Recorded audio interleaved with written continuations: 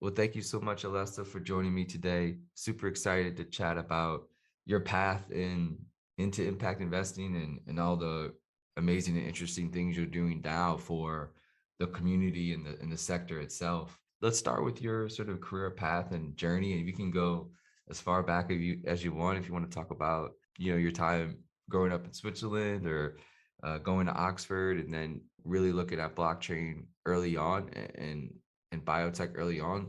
But start wherever you want to start, and we'll kind of go from there. Thank you, Grant. Great to be here. Yeah, I guess that I've always been very entrepreneurial, and that's perhaps where we could start because I think the impulse just came until the point that it had to happen more and more. And so, starting at 11 with little initiatives like reselling books and toys, like doing things in various innovative ways for a kid, I guess, but mostly for play because of the enjoyment of it and the enjoyment, I guess, of creating something. If I can relate it to what I do at this point, it always comes down to that. And so there was a lot of this push in terms of building things, but also doing things a bit differently and maybe picking things up in between the lines from an innovation perspective, from a how could we do this better type of perspective. That was always a bit a drive that I had. And going to Oxford really meant, well, leaving Switzerland and going into the world. Switzerland felt a little bit like a bubble where everything is slow, everything is Mm-hmm. a little bit out of time. And so that felt very restrictive, I guess, for the kind of kid that I was. And so I think my entrepreneurial journey then evolved into being involved more in technology and actual real, so to say, startups during my time at university, learning about that culture and learning both on campus, but then having the opportunity of doing trips to places like Silicon Valley early on and getting that mindset on, but just really aligning with it. Because I remember that when I went to Silicon Valley for the first time, I was still studying, and it felt very home in terms of the way that people Sure. thought Yeah. and did Yeah. things in a way that was always the opposite of home. In perhaps some ways in which I always wanted to do things differently or question things, from whatever standpoint that I had. And so, with that said, I started my career in the investment space, and I did what a lot of graduates look to do at the time. I did an internship in investment banking. I was at Goldman Sachs. I got hired directly into private equity. So I worked in private equity and then I moved to venture capital. I saw it as gaining some core skills that would equip me well going forward, and perhaps as a fine, I won't jump straight into entrepreneurship, and I'll learn some things in the grown up or corporate world first, and definitely a good way. It's not necessarily about going on a specific path, but just kind of gradually understanding, I guess, as a graduate, how things are currently out there, and so I gained some useful skills, and then after leaving venture capital, that's when I became entrepreneurial, which has been a journey that gradually led me to impact investing, actually, and impact entrepreneurship, because what we do at Top Tier Impact, you could really see at the intersection of both, because I run a business and build it, but at the same time we invest, right? So there's different, and it's all about the investment ecosystem. So there are different components to it, and it's kind of at the intersection that I realized at some point I always enjoyed, which is a little bit of a horizontal standpoint of where is the whole ecosystem at. I think that my early interest in economics came from the exact same reasons. When I was a kid as well, I remember just thinking like, how does the world actually works? I need to figure this out. And so Right. the sort of zooming out, right, and looking at the bigger picture, almost with this curiosity or innocence about, no, but like I really want to step back and get a different perspective and understand, and then I want to see how things could be made better.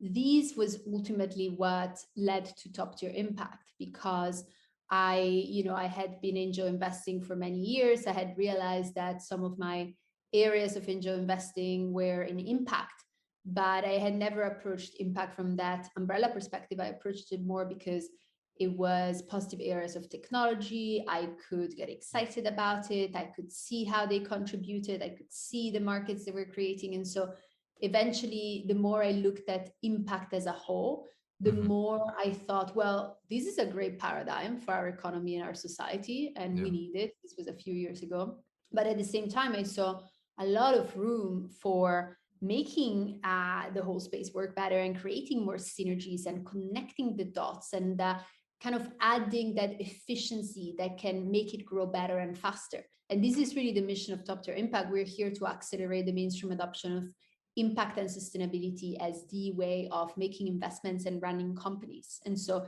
it does come down to both investing in entrepreneurship, and it does come down to the entirety of the ecosystem. And at this point, we have through businesses, we have our network, we have the advisory units.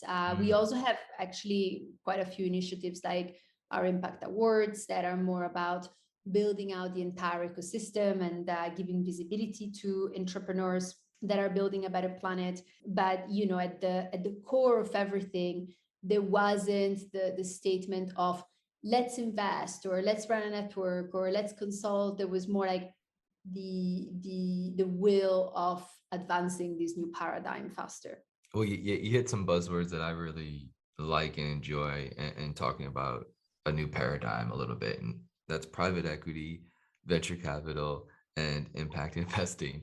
I know, since you've worked on the PE side and the VC side, how do you look at where those can be most effective when it comes Mhm. to impact investing or just sort of impact in general? Is there one that you see can be better than the other, or they both have sort of an equal role in all this? It really depends on the stage of a company and the stage of a market. And so private equity and venture capital are two completely different words. And at the same time, they're two sides of the same coin. So they're two completely different words because when you look at the day-to-day role in venture capital, you're making fast decisions, you're meeting many entrepreneurs each day, you're building thesis and macro thesis that lead you forward in terms of what you're looking for, because you need to screen through so many potential, and I'm saying potential because it's early stage, and so one way or the other is the potential, like the early stage potential businesses and business models. Whereas in private equity, yeah, that is kind of the opposite, right? So you spend months on one deal and you're going to know everything about that industry, all the numbers, like you just turn everything inside out and really really get close, because there's a lot to analyze, right? There's a mature business, there's an industry that typically, sure, all industries at this point go through phases of disruption faster and faster, but ultimately there's a lot to be analyzed. And in venture capital, it's more about projecting it into the future, and then also making fast decisions like all the time. So you could say that from a day-to-day perspective, these are completely different processes, completely different roles and activities. But at the same time, it comes down to the exact same thing, which is empowering the growth and the operations of businesses, whether they're early stage or mature. And so when it comes to impact, it's a little bit like the tool versus the intention. Ultimately, if impact is early and is mostly technology based, like venture capital applies in so many ways. If impact is much more about mature businesses or perhaps consolidating certain industries and turning them into a more sustainable model as a whole, then private equity has a lot to offer. And so, in other words, they're kind of their processes and ways of operating that just depend on where a business is at. Let's jump into top tier impact, and talk a little bit about what your vision for that is, and maybe why'd you even start it, right? What was the catalyst for you sort of, trying to build out a community, a network, and then now there's sort of an advisory side and perhaps even a fund side now or in the future. You had mentioned that there's some perhaps checks being written out of that. Kind of just go through the overall ecosystem and what you built so far and what you would like it to be. Yeah, so the way that TTI emerged, and this was about 2.5 years ago, and I was in a gap year. I was finally having some time off, and I didn't expect it to be my next business. I just, as I was saying before, approached more and more impact from a higher level horizontal perspective and thought, what a great paradigm. And also, wow, what a bunch of like low-hanging fruit ways available to improve it. And so my impulse at the time was to get friends, colleagues, like impact investors together to discuss certain topics and to share deal flow. And that was really how we started. And it was very informal and casual. And it was kind of like I was doing it also to contribute to this, because the more I looked at it, the more it felt meaningful. Also, the more it seemed something systemic. And I do also have a background in system design and system thinking. And so, how do we make an entire ecosystem work better? So, it felt like a low hanging fruit type of way to contribute to this. And then it very quickly took a whole life of its own, just like an ecosystem can do, actually. And it started growing itself, and it grew both in terms of, initially it was just network, and it grew in terms of people coming in and bringing each other in it, and also just suggesting ideas. And so we grew, if you want, in a distributed way, where it was never this top down, okay, we're going to do this and we're going to do that, and then after 2.5 years we do this. Like, no, it was very much like tuning into the market, tuning into problem solution, tuning into something that felt meaningful, obviously about impact, and then listening and putting the pieces together organically as we went. And this is sort of I believe that this is the rise also in this new paradigm of a slightly different way of doing things, where in the past we've operated in this very kind of top-down structured, some would say like this masculine way. Whereas when you look at Web3, blockchain technology, distributed protocols, like distributed technology ultimately is this bottom-up way of doing things, or this Yeah. feminine way of doing things, where it assembles itself. It's not like, oh no, we're going to do it like this and that. It's like, well, let's listen to the whole thing. Let's allow the whole thing to create a life of its own as well, and contribute and collaborate, right? And so we're much more like that, just naturally by DNA. And quite frankly, this is part of why I believe that things have grown themselves so fast, like with our consulting business, with our investing unit, with like the things that we've been slotting in, and just naturally bringing forward, because they made sense, and they came about in a way that, obviously, yeah, I had various things in mind that could make sense, but I was observing, listening, and see when the ducks would all line up in a row, and just kind of continue from there. And so, I think that this is part of enabling distributed growth that also works well in that sense. You mentioned another massive word right now, which is Web3, and how do we use this also as another tool to change some things and perhaps build out new infrastructures for new sectors and even into existing sectors.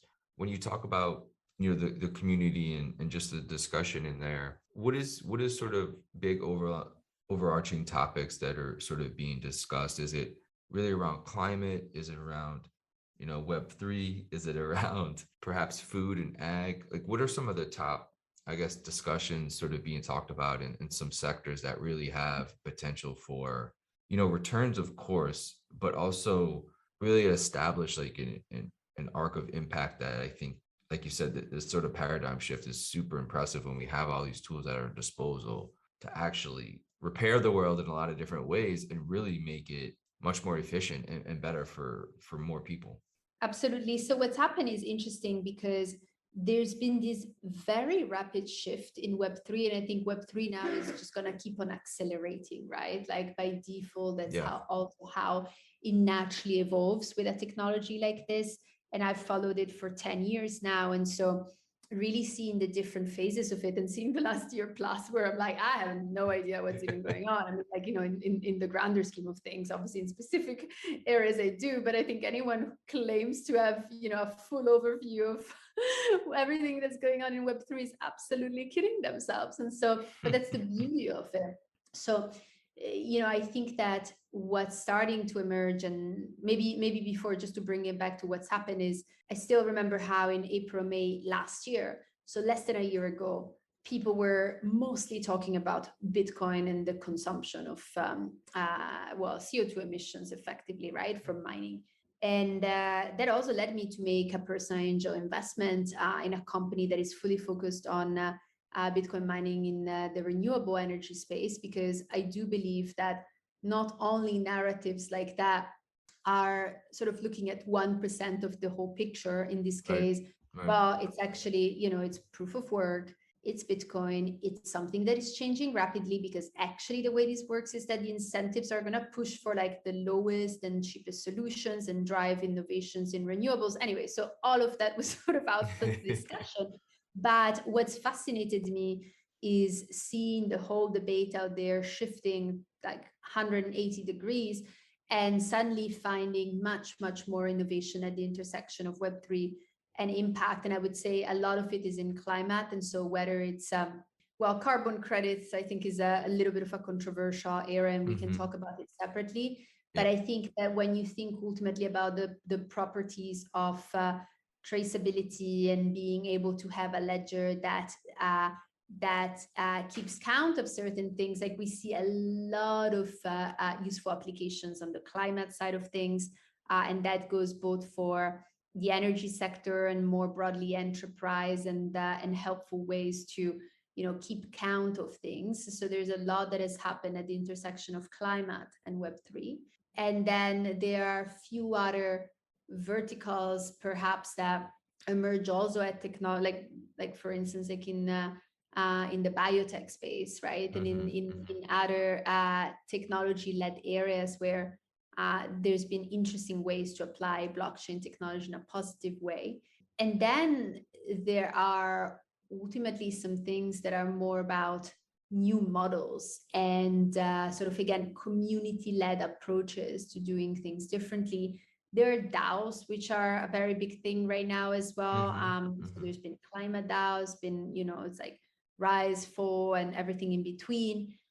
There's been quite a few things that have sort of like led the way and paved, sort of like created the first wave of this intersection, you know, and so it's not new anymore, which I think is so good, because now I think this phase from here going forward for the rest of the year, and certainly for the next several months, is more about how do we build on these foundations and these first learnings, and we start actually zooming in more. Because, you know, for someone who's at the intersection of both sectors, like sometimes I see things in Web3 that are claiming to, you know, have a certain impact and be good for, you know, from a climate perspective, and they just feel so misinformed and like poorly educated about what the issues and needed solutions actually are. But that's okay, right? That's okay, because again, it's been part of the first wave.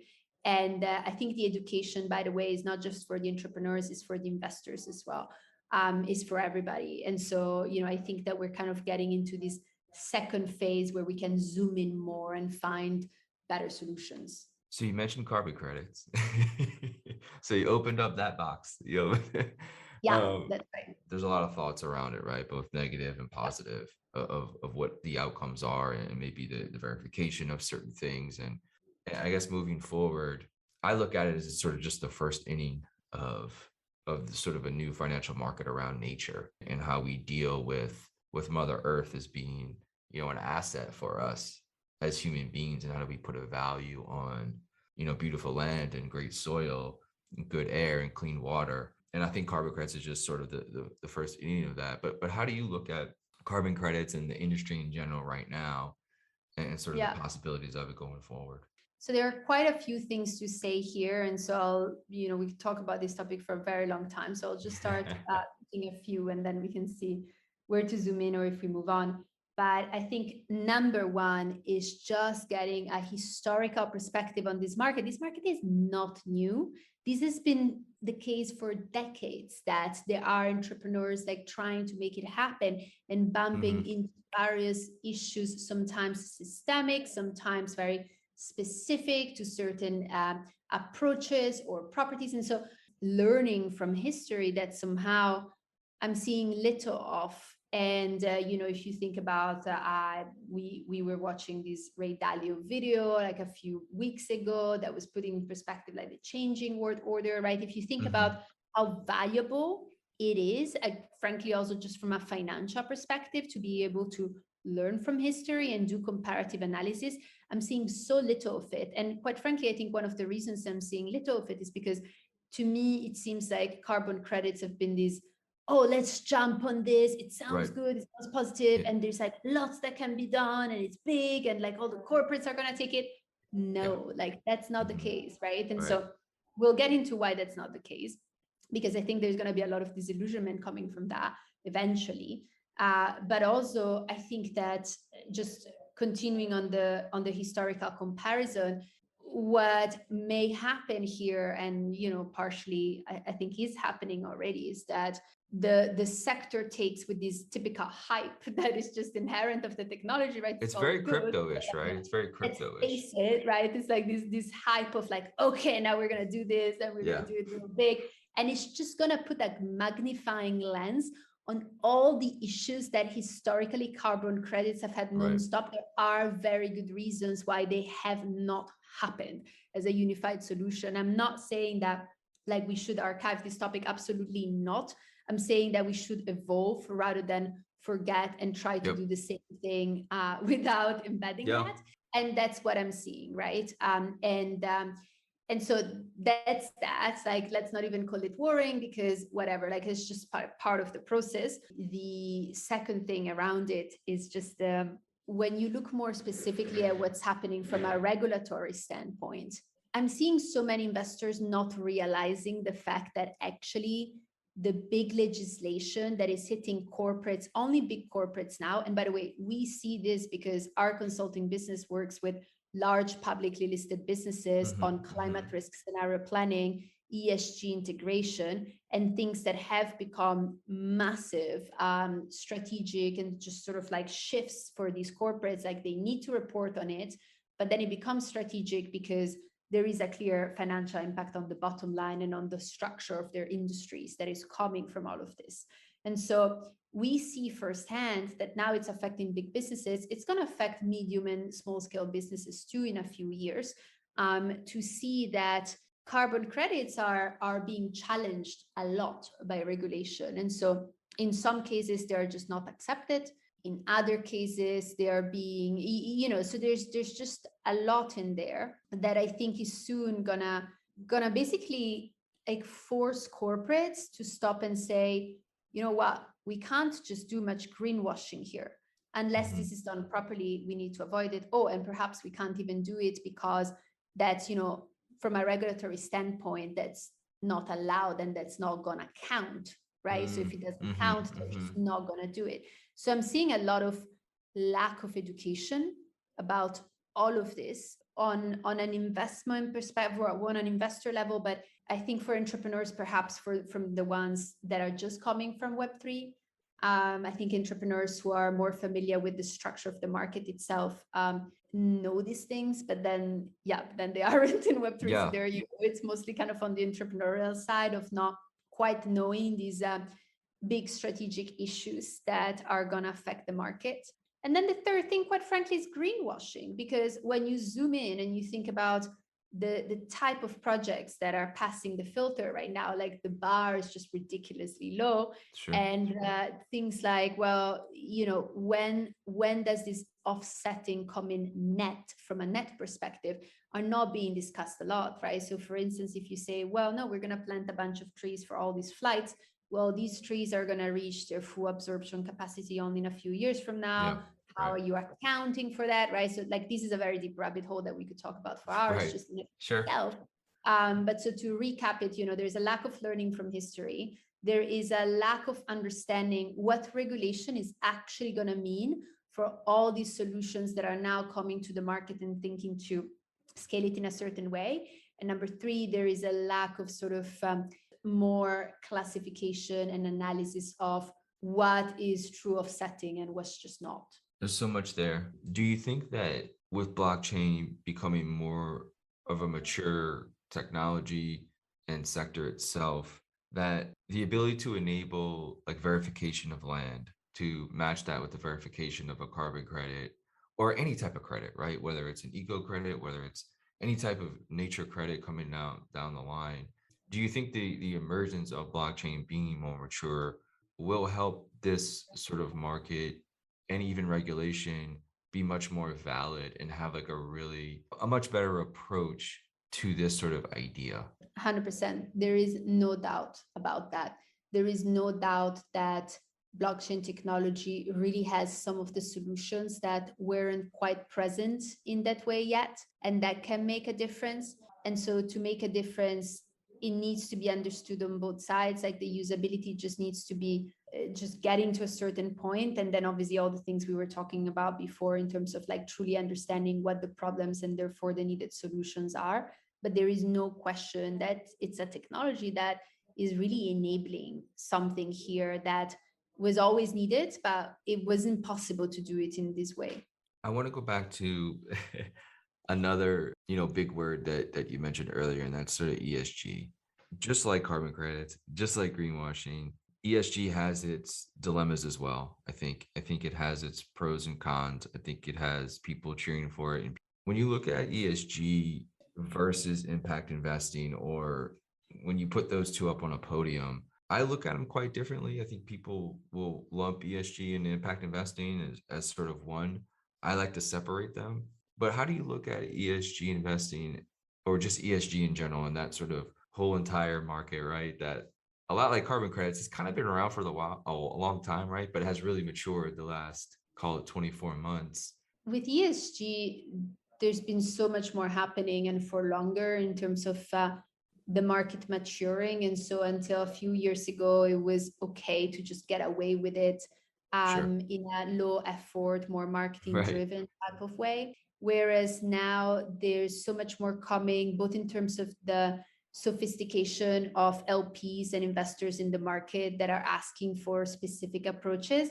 Then again, also regulation and public approaches as well, like the public just understanding better. So all stakeholders in the market have developed their approach to it and their demands. And there is just also kind of like better education in terms of like how do we make this happen? Because the difference between ESG and impact, just to clarify for those that aren't familiar with it, ESG, to put in very simple terms, like ESG is don't do bad and impact is do good, right? So that's basically what it is. And so ESG don't do bad has historically had companies going into these ESG baskets that are frankly in like very troublesome industries. There's been like often like, and again, I think this is a past wave of the last couple of years, like these articles coming out saying, oh, this ESG index contains this Oh yeah. tobacco company and this other company and this like, this oil and gas company. Yeah, because there was a little bit of a lack of understanding about certain criteria and checkboxes that we're just scratching the surface. But I think it's going deeper now. And I think that as part of that, what's happening is that the data is starting to have to Yeah. come online. So what do I mean by that actually? Because we need to look at like these data point a bit more closely. Like it's not just like, well, now there is more data. No. It's actually that companies need to report on climate risks and opportunities and on ESG in a way that was never the case before. So as part of that, they need to gather all this data that was never gathered before. And that goes for their entire supply chains, that goes for cross-department data. It's complex. And so that's where it comes in, that there's going to be more data to look at and more data to make scoring available and sort of more sophisticated than ever before. I think that right now, when large companies are being asked by their investors what's their standpoint on the E or the S or the G in a particular part of the business, very often they're just like, where's my data? And how are we going to answer this? Right. Right? Right. A Right. lot of that. And so this is evolving with the market evolving itself as well. And so, we know all these things again because of what our consulting business does. And as part of this, we're going into the tech SaaS side of it, which I've been waiting for a good while, just because the maturity has been so little that consulting just offers the kind of question answer educational approach that has been the most important for something so complex to this point. But I think that for what concerns the data angle, the ESG sort of integration angle, now we're about to enter a different phase. So I would say that ESG overall has matured a lot, and there's much more to go still. Can you talk about the product that you're developing at all yet? Not much yet, but I can say that we are really looking at ultimately what's truly needed in the market for making these decisions, and for our clients, what frankly, like, we've been able to learn from our clients what's actually needed, and where the problems are and where the solutions are needed. And then just the whole, again, the issue of data not being there. All of this is informing the picture, and it's evolving. But I think that basically this market is just really getting started and having more sophistication for tech-based approaches, like, to really make sense. I want to end on a little bit of your some advice maybe along the angel investing side. And you said you've placed if you bet yourself on some companies in certain sectors, and just as like a early stage angel investor, like how do you approach looking at companies that you would like to invest in or believe in? Like what are some of the key focuses that you like to look at, whether it's founder related, whether it's just sector related? I guess, what is your thought process when thinking about investing in an early stage company? When it comes just generally to an early stage company, obviously, like, the team, I think the experience and attitude, and I'm saying attitude because there can be all the experience in the world, but the attitude needs to Yeah, match sure. it, because it's about scaling, right? This is about people, it's about building teams, it's about, right? And so there is a very important EQ component that needs to be taken into account in various different ways, and everybody can have their own ways. So there is experience and attitude, and then there is obviously the market itself and where the market is going. So, like, that dictates the size of it and the opportunity. I would always look at something, because often there's this typical pitch of, oh, if we only capture 1% of this market, like, no, Right. that Right. that makes little sense. For what reasons, right? Like, for the reasons of, like, I would rather look at the motion, the trends, and the specific pain points in the market, right? Like, I find that much more interesting than saying, oh, this is a huge market and here's why we quantified it. Like, the nature and the movements of the market are much more interesting. Like, what's happening? Why is there, are there big issues in it? Why, right? Like, all of that in terms of assessing the market. I mean, obviously, kind of like the plan. I've mentored various startup incubators, and I always like to use this analogy of going to 0 to 10. When you start, and you do the typical 0 to 1 that there's books about and everything else.